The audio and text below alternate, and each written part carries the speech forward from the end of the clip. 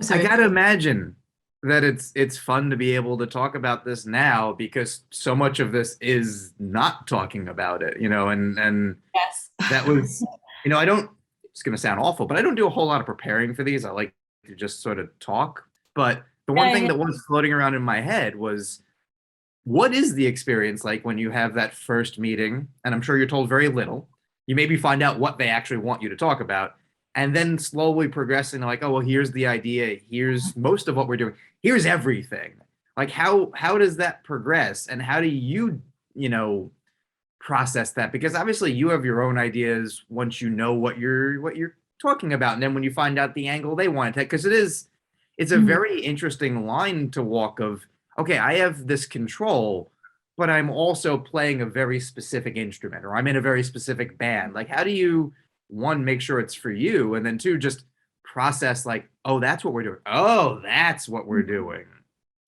Yeah, I mean, I think I was very lucky on Loki basically because, I did feel a certain amount of freedom, but I would say that's kind of the genius of, Kevin Feige and his team, right? Is that, and for me, the reason I love the Marvel films is I feel, all these stories are taking place in this massive universe.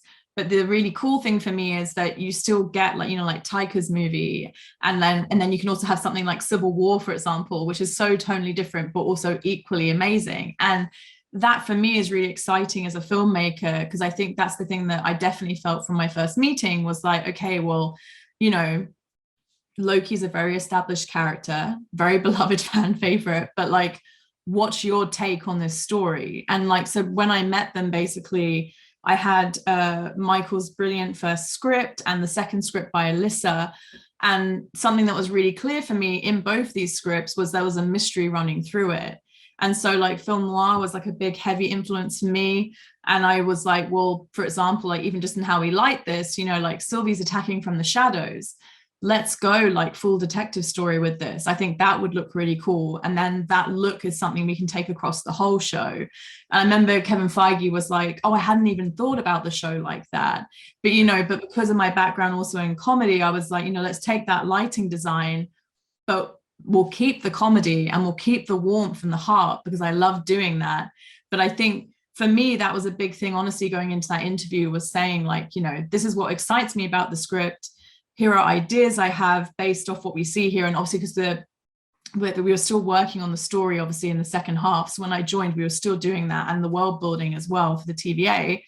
And I think for me, it was just about being really coherent on, me as a filmmaker, this is how I would do this world and how I would see it. And just being confident in that and not trying to almost second guess what they wanted necessarily. And yeah. And then I think in a way it's helpful, right, as a director, because then if they are, what you're selling, if they're like, oh, actually, I don't like that, then it's probably not the right project for you.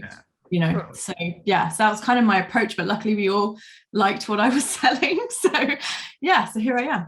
And then So people, watch it and like it, which is always a plus. But yeah, yeah. I mean, over the, you hear sometimes people sort of like bristle at the concept of like, well, they have this plan and you're just sort of filling in the blanks. Well, I mean, it's like a reductive way of describing it, but I remember saying once, it reads to me like, in a way, it's paint by numbers, but no one's telling you what color to use. No one's telling you whether you use paint, color pencils, pens, Yeah. markers. Like, here's the picture that you're drawing because we have this giant thing that we're doing. It's this giant mural. You're doing this part of it. But within it, nobody's telling you that it has to be green. It could be blue. It could be black and white. It could be, matte colored. Like, we don't, that's why we picked you. That's why we're meeting with you, is you're not going to do these other six things we've already done. And I think that gets lost in the shuffle a lot of like, well, they are hiring people with personality, because I think if you don't hire people with personality, you won't see any of it. It will be very like, oh, this is all one and the same. The reason that it's not is, pulling from Taika, from you, from the Russo brothers, people who just like see the world very differently and normally wouldn't make the same thing at all, and bringing them all together. Yeah, well, I think for me, it's like what you're describing, like, isn't that just why we love cinema generally? Totally, yeah. Like, I go to a movie to be challenged and see a different POV to what I see every day. Because for me, that's like the excitement of it, right? And I think it's almost like the filmmakers having a conversation with you, whether that's in like a small indie movie or like, yeah, a big Marvel movie. So yeah, and I think that's also why, particularly with the Marvel studios, like I was like so drawn to them because you can see it in the filmmakers they're hiring. And also just for me as like a newer filmmaker, I was like, oh, but they also do bank on newer directors. So I might have a chance here, you know, to work with these guys. So yeah. And there's a support system, which is, you know, that you're never going to have enough time, you're never going to have enough money. And this is probably as close as you'll ever get to the money being not a problem. And like, yeah, we know these are profitable, we will support you. You know, time will always be a factor because people got lives and other jobs. But you know, there's a certain way that we do X amount of this. So we will help you there. So you can focus as much as you need on making it feel like yours, on making the story click. Like it seems like a way that's oddly even more supportive to a newer filmmaker, as opposed to someone so set in their ways that, well, what do you mean we don't do it this way? I've always done it this way. And like that conversation that would have to be had, it feels like oddly collaborative in the right way that way. No, definitely. And to be honest, like I get pretty stuck in on the like practical side of things because, you know, obviously the budget I'm working with on Loki, it's very different to the budget I had on a show like Sex Education. Yeah. There's still a ceiling, right? Like I can't, if I spend all the money on one sequence, I'm going to have to take, you know, the other places you're going to be borrowing. So I think for me, it's always a case of there's never enough. You're right. There is never enough money, as silly as that sounds, because, you know, you have a limit. So I think there were even things, to be honest, because of COVID, like, you know, like it wasn't safe for us to have the normal amount of background, for example, that you would normally have. But then there were tricks that I learned on my short films where I couldn't afford to get that many people in the background. It was just my friends, where I know how to make, you know, a group of 5 people look like a much more bustling kind of like group of people just by using camera tricks or having someone close to camera in foreground. They exit and then they go in the background and they've taken off their jacket or something. But I definitely did that on Loki. So it was funny how a lot of the things I've learned on my short films where, yeah, we didn't have like access to all these amazing tools, I was still having to bring back and do on this. What about just like knowing the secrets of a show like that that's so based on it revealing itself slowly to you and it being a conversation and speculation? You know, at a certain point, you know everything before things get started. How do you, you know, one, just work with that as filmmaking knowledge, but also once it starts revealing itself and you have to do like that first wave of press, how do you like keep track of what I'm not allowed to talk about? Because I'm sure some of it blurs together and like it didn't, you know, it's not necessarily shot in sequence. So if someone's asking you about episode 2, you may be like, the hell did we do that on episode? Like when were we shooting that? Oh, that was right before like Alligator. Yeah. Can't talk about that. Yeah, it was really funny because one of the journalists I met, I remember in the first wave, is actually a friend of mine. Like I skate with them. Yeah. And they worked out that because they saw me and Jamie were friends on Instagram and they were like, oh, so is Sif in the show? And I was like, I don't know why you would, I don't know why you asked that. And they were like, oh, but you chat on Instagram all the time. And I'm like, no, it's just like one big family. We're just friends. Like, but inside being like, oh God, oh God, oh God.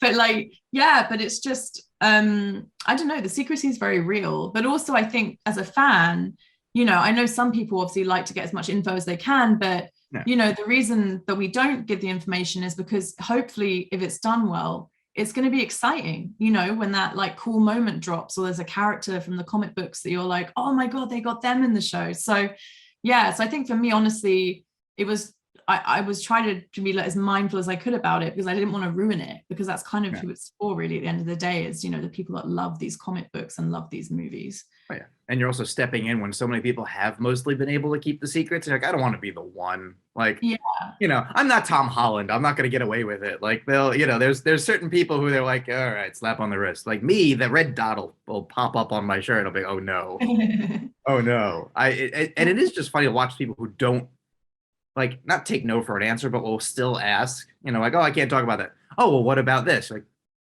yeah, no, I'm still not able to talk about that. Like, good on you. It's very weird. Like, I don't get it. Like, everyone's curious. Like, I get that. But I remember like sitting with Oscar Isaac for an interview. It was like a round table, and it was for a different thing. But everyone was just asking about Star Wars, and he was like, "I can't talk about it. The mouse will kill me." And just It's like Mm. trying to find 7 different ways they ask him, and you can see him just being like, Yeah. yep, this is my life. Just figuring Yeah. out ways to say no, because you can't even Yeah. like react with your eyes. Like, if like, oh no, they got that right. You can't give anything away.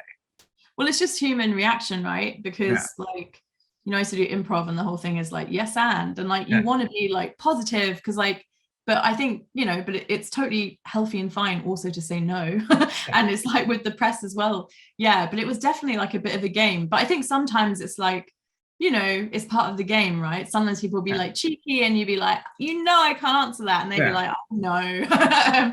So Oh yeah. it was generally just, part of the process really. But yeah, but definitely a bit different to other projects, I'm sure. Like the Yeah. level of secrecy was very intense. Oh, yeah. Yeah. You can't even be like, no, I'm gonna just say something ridiculous because like, what if I'm right 2 seasons from now? They're like, she spoiled it 5 years ago.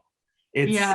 a very unique way of like, no. But I mean, that's what makes this more interesting is like it's well received, it's getting an awards push, and that's all well and good, and you get to talk about that and then have your pride there. But also you get to be like, well, yeah, we could talk about like Richard E. Grant now if you want. Like we can, all these things that like, you're sitting there over that like several week period going, I can't wait.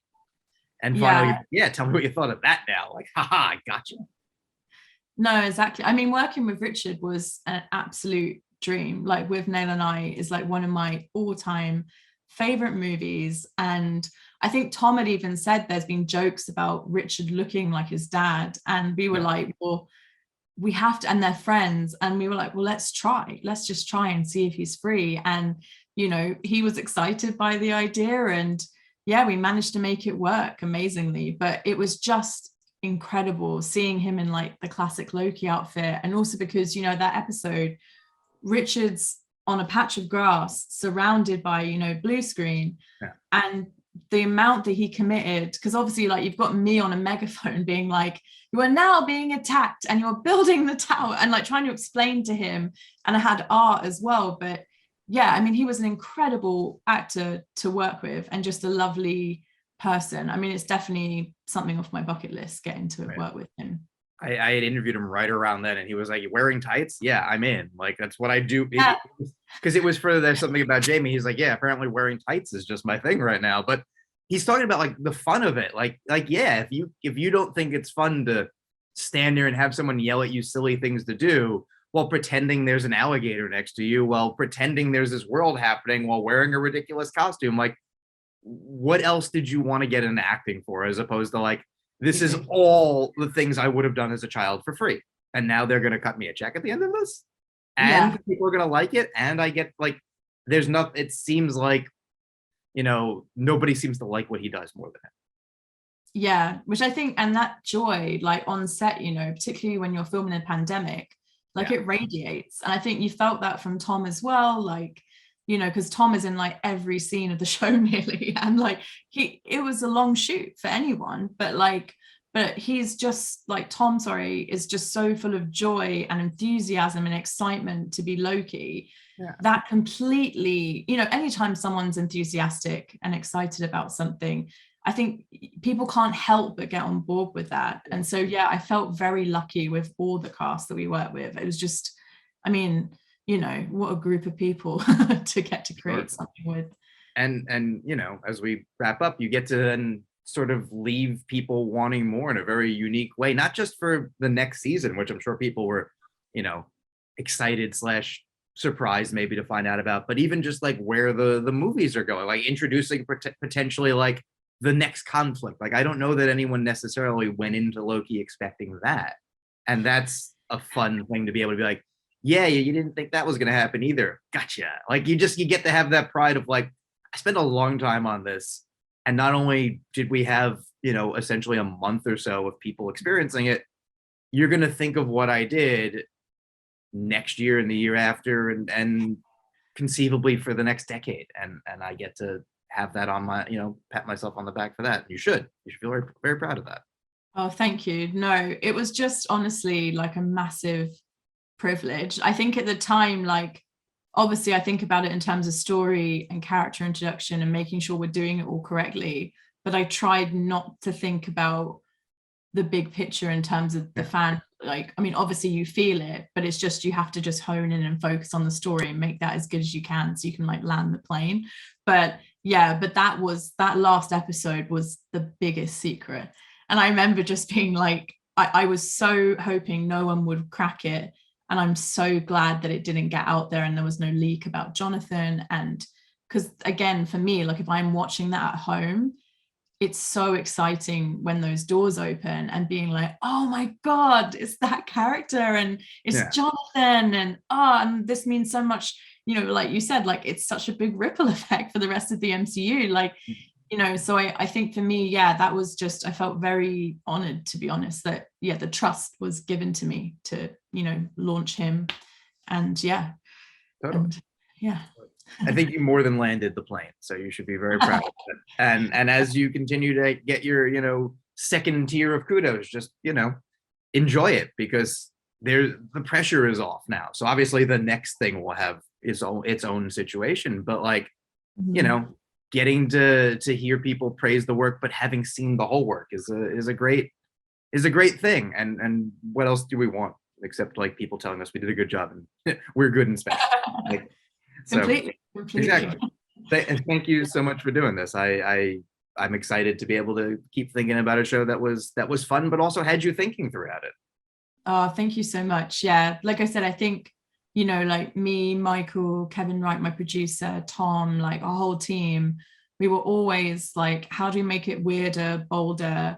Like, how far can we really push the story? And Kevin Feige would always be like, go further. So like, no, I feel very happy with how the show turned out. And I'm just so, you know, you hope that people will be excited as you are in your team about the show, and seeing the response we've had has been amazing. So yeah, thank you to everyone that watched it. Oh yeah, for sure. And thank you for doing this. Cheers. All right. Thank you. Cool.